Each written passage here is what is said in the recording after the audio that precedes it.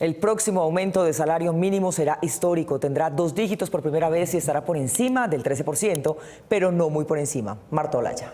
Mónica, la base para esta negociación este año son los más de 10 puntos de la inflación, más 1.5% de crecimiento el próximo año y 1.24% de productividad, es decir, estaría por encima del 13%. Sin embargo, los expertos señalan que subirlo más allá de esto podría generar más problemas de inflación.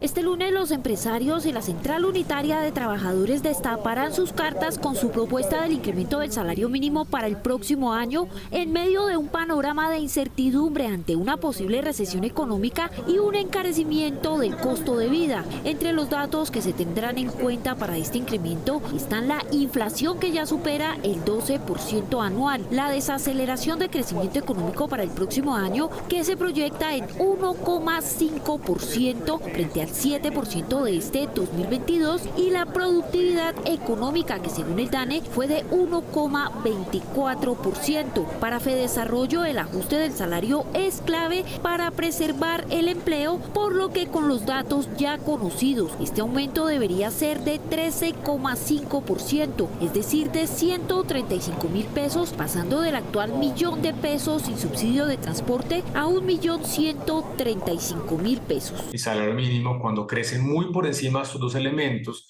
puede generar importantes efectos negativos en materia de generación de empleo y especialmente formal. Y aunque para enfrentar la inflación el gobierno Duque subió en 10,07% el salario mínimo para este año, el alto costo de vida, que ya supera ese incremento, opacó nuevamente el poder adquisitivo de quienes devengan este monto mensualmente. Sin embargo, los expertos y empresarios insisten al gobierno ser cauteloso con el ajuste para 2023. Ya lo vimos en el incremento anterior, que fue bastante sustancial, y debería ser el gobierno muy cauteloso en ese incremento, dadas las presiones inflacionarias que estamos viviendo. Respetar tiene que ser inflación más el punto que se dé por productividad positiva, y diría que ese debe ser piso y techo al tiempo. Ya proyectar incrementos más allá no va a ayudar en nada precisamente a normalizar esa inflación. Este aumento, que estaría por encima del 13% para el próximo año, es el más alto de los últimos 23 años, teniendo en cuenta que en 1999 el ajuste del salario mínimo fue de 16%. Después de semanas rozando e incluso pasando los 5.000 pesos, el precio del dólar tuvo una baja sostenida durante toda la semana y puede seguir cayendo. Marta Olaya. Mónica, hay quienes consideran que el dólar podría terminar el año por debajo de los 4.700 pesos y otros que dicen que no se trata de que se haya consolidado su tendencia a la baja, sino más bien su volatilidad.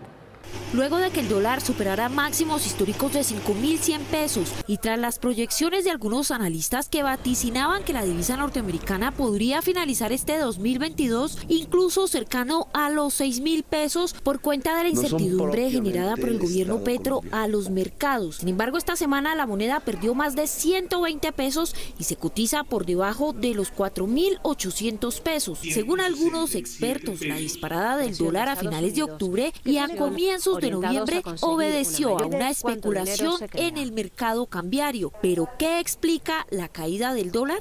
Especulación en el mercado cambiario. ¿Qué está sucediendo?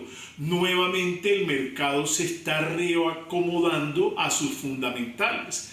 ¿Por qué? Porque vamos a tener un crecimiento económico a 31 de diciembre de los más altos del mundo, del 7 al 7.5%. Sin embargo, para otros expertos, esta caída solo obedece a la volatilidad de la moneda, más no a una tendencia a la baja. Esto no implica que ya veamos una tendencia clara hacia la baja, sino que simplemente se está aumentando la volatilidad. Pero ¿qué tanta incidencia tiene el presidente Petro en la volatilidad del precio del dólar? El mayor peso del movimiento de la moneda se debe al mercado internacional, porque es que el peso no se mueve únicamente por factores internos, sino y fundamentalmente por factores externos. Los analistas esperan que al finalizar este 2022 el dólar esté entre los 4.600 y los 4.700 pesos.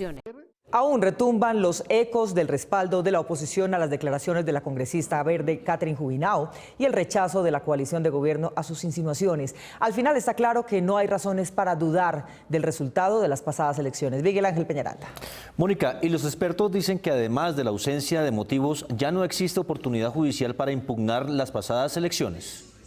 Pero lo peor es que el gobierno nacional le esté haciendo el juego a Alex Vega, un señor tan cuestionado, solamente para pagarle las elecciones, me pregunto yo. La declaración, para algunos irresponsable, de la representante del Partido Verde, Catherine Jubinao, provocó molestias al interior del gobierno nacional, pero también fue aprovechada por la oposición para cuestionar los resultados de la pasada campaña que le dieron el triunfo a Petro y al pacto histórico. Que nos gastamos billones de pesos, senadores, billones de pesos en unas elecciones que salieron mal, que no tuvieron transparencia. Esta denuncia de Catherine Jubinao se debe investigar a fondo. Estoy firme para rechazar esa reforma amañada e inconstitucional. Consultamos expertos electorales. Para ellos, plantear esta discusión después de 4 meses de instalado el gobierno no tiene fundamento jurídico, aunque se puede usar como argumento de oposición. Contra los resultados electorales respecto de la elección presidencial no existe en este momento ninguna acción que se pueda impetrar. En el momento esos plazos ya están vencidos. Según los analistas electorales, la verificación de las votaciones y los resultados fueron contundentes. Y no encontramos ninguna irregularidad que pueda conducir a que las elecciones fueron manipuladas. Y esta revisión fue una revisión muy exhaustiva, mesa por mesa, procedimiento por procedimiento. El mensaje de urgencia para reformar el Código Electoral fue la excusa perfecta para tratar de deslegitimar ante la opinión pública las votaciones y sus resultados. Quizás a lo que estamos asistiendo es una lucha entre congresistas, porque al fin y al cabo, de hecho, el contenido fundamental del Código Electoral fue respaldado por la mayoría de los congresistas del Partido Verde del anterior Congreso. De hecho, no hubo una sola reclamación, por ejemplo, frente al triunfo de Gustavo Petro en la segunda vuelta presidencial. Ante la confusión, el ministro del Interior, Alfonso Prada, solicitó al Congreso retirar el mensaje de urgencia que tenía el Código Electoral y estará en manos de los parlamentarios manejar los tiempos de debate a los 374 artículos del proyecto, lo que se hará el año entrante y no tendrá efectos para las elecciones de octubre de 2023.